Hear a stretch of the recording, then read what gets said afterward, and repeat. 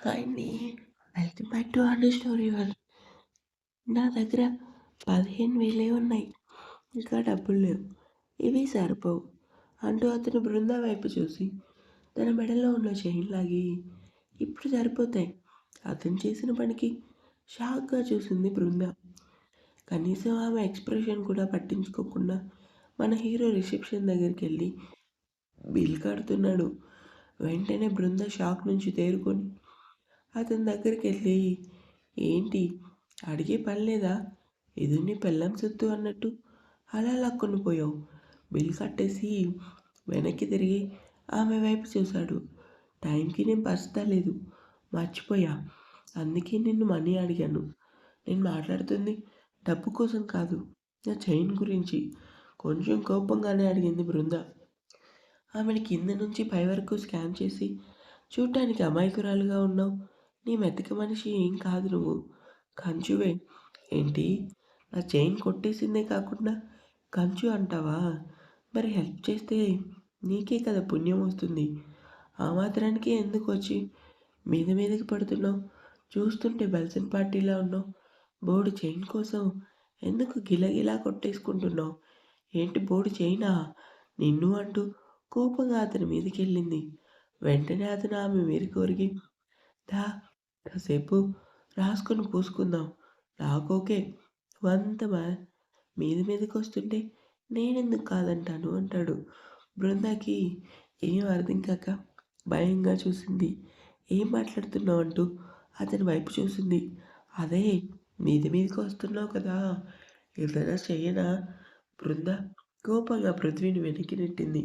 పృథ్వీ నవ్వి బృంద వైపు చూశాడు. "చూడ్డానికి మంచివాడిలా ఉన్నావనుకున్నా కానీ నువ్వు పెద్ద దేశముదురువి. అవును. అందుకే నాతో జాగ్రత్తగా ఉండు. ఒంటరిగా కనిపిస్తే నిన్నేదైనా చేసేయగలను." "ఆ" అంటూ నోరు తెరిచింది బృంద. "అలా నోరు తెరిచేయకు. కాస్త నోరు మూయి. ఏంటి బ్లడ్ అంటే భయమా నీకు?"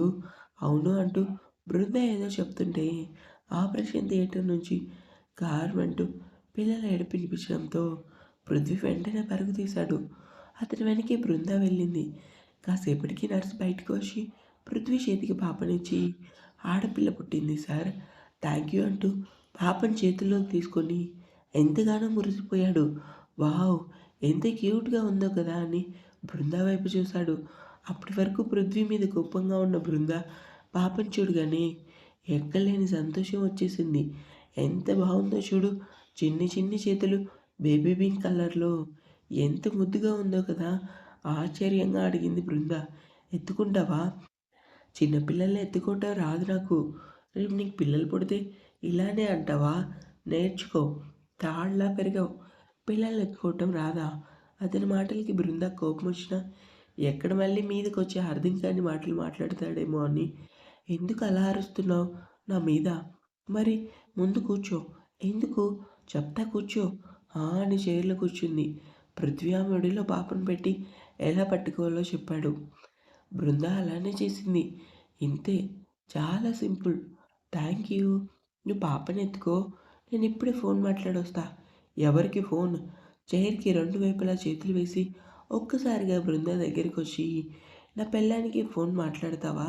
బృంద తల దించుకొని పాప వైపు చూసి, "మాట్లాడుకో. ఈ ముక్క చెప్పడానికి ఇంత దగ్గర రావాలా? చెప్పాను కదా నాతో జాగ్రత్తగా ఉండమని" అంటూ బృందాకి దూరం జరిగి ఫోన్ మాట్లాడి బృంద దగ్గరకొచ్చాడు. "నేనింకా ఇంటికి వెళ్తాను. పాపని తీసుకోవా?" "ఇంటికెళ్ళి ఏం చేస్తావు? మూసుకొని ఇక్కడే కూర్చో. కాస్త పాప తాలూకా ఫ్యామిలీ వాళ్ళు రాని.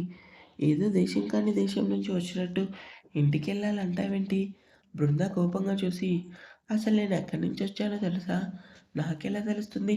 నువ్వేమైనా నా పెళ్ళానివా? నీ గురించి నాకు తెలియటానికి." బృంద వెంటనే పృథ్వీ కాలు గట్టిగా తొక్కేసింది. "ఆ" అంటూ కాలు పట్టుకొని, "పైకి కనిపించకు కానీ నీకి వదులు ఎక్కువగానే ఉంది బాబు." ఇంతలో పాప ఫ్యామిలీ వాళ్ళు రావటం పృథ్వీ వాళ్ళ వైపు చూసి, "ఎవరు మీరు? ఇక్కడ పృథ్వీ అంటే నేనే. మీరావిడ హస్బెండా?" "అవునన్నా. ఎలా ఉంది ఇప్పుడు నా భార్యకి?" "కంగారు పడకు.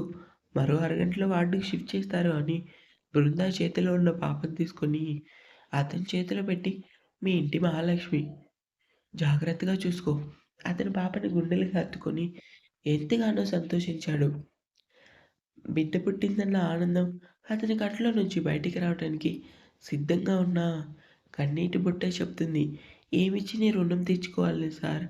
నా ప్రాణాన్ని కాపాడారు" అంటూ పృథ్వీ కాళ్ళు పట్టుకోబోతుంటే, వెంటనే పృథ్వీ అతన్ని పట్టుకొని పెద్ద పెద్ద మాటలు మనకెందుకు కానీ, భార్య పాపని జాగ్రత్తగా చూసుకో. చాలా అందంగా ఉంది పాప. ఇంక నేను వెళ్తాను అని బృంద వైపు చూశాడు. డబ్బులు నావి. క్రెడిట్ అంతా వీడిది. మళ్ళీ కబుర్లు చెప్తున్నాడు. ఆ అమ్మాయిని అంతా వీడే కాపాడినట్లు మొఖం చూడు ఎలా ఉందో. దొంగ కోళ్ళు పట్టేవాళ్ళ పెద్ద ముదురు వీడు అనుకోని పృథ్వీ వైపు అలానే చూసింది. బృంద ఫేస్ చూసి నవ్వుకొని, వెళ్ళాలన్నావు కదా! వస్తావా? లేదంటే ఇక్కడే తగలెడతావా? వస్తాను అంటూ కోపంగా తన లగేజ్ చేతిలో తీసుకొని, సార్ ఏంటి? పాపకి మీరే పేరు పెట్టండి. పృథ్వీ నవ్వుతూ "ఓ ఇలా రా బృందా ఎందుకు? మూసుకొనిరా. వీడు నాకు సెల్‌లో తగిలాడు.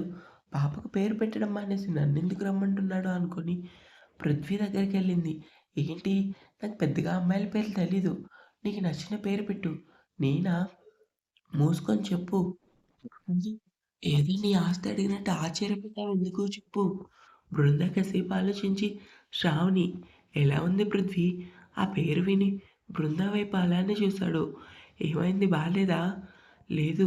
చాలా బావుంది అంటూ పాపని అతని చేతిలోకిచ్చి బృంద బ్యాగ్ చేతిలోకి లాక్కొని అందులో ఉన్న రూ. 2000 తీసి అతని చేతిలో పెట్టి ఏమైనా అవసరమైతే ఫోన్ చేయండి. సరేనా? Thank you sir. వెళ్దామా? బృంద కోపంగా పృథ్వీ చేతిలో బ్యాగ్ తీసుకొని ముందుకు నడిచింది.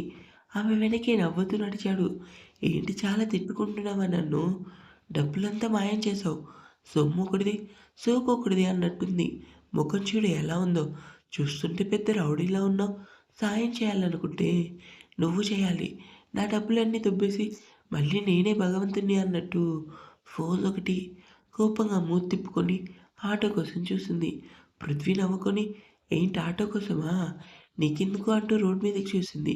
నిండు గర్భిణి భర్తతో కలిసి రావటం చూసి ఇప్పుడు మళ్ళీ వాళ్ళకి హెల్ప్ చేస్తాడా? బాబోయ్! నా దగ్గర చిల్లిగవ్వ కూడా లేదు అని వెంటనే పృథ్వీ వైపు చూసి నా దగ్గర ఇంకా డబ్బులు లేవంటూ కంగారుగా తన లగేజ్ తీసుకొని ముందుకు నడిచింది. పృథ్వీకి అసలు నవ్వాగలేదు. బైక్ తీసుకొని రోడ్ మీదకొచ్చాడు. ఎదురుగా ఆటోలొస్తున్నా ఆపకుండా నడుచుకొని వెళ్తుంది బృంద. ఇప్పటివరకు ఆటో కోసం చూసింది. అయినా ఆటో ఆపకుండా నడుచుకొని వెళ్తుంది. ఏంటి చూస్తుంటే ఇది డబ్బున్న ఫ్యామిలీలా ఉందనుకోని బైక్ స్టార్ట్ చేసి బృందా ముందు ఆపి పద డ్రాప్ చేస్తా. నేను నీతో రాను. ఆటో ఎక్కి వెళ్తా. అవునా వెళ్ళు అంటూ 2 చేతులు కట్టుకొని బృంద వైపు సూటిగా చూశాడు. బృంద వెళ్ళిపోతున్న ఆటోలను చూస్తుంది కానీ ఆపటం లేదు.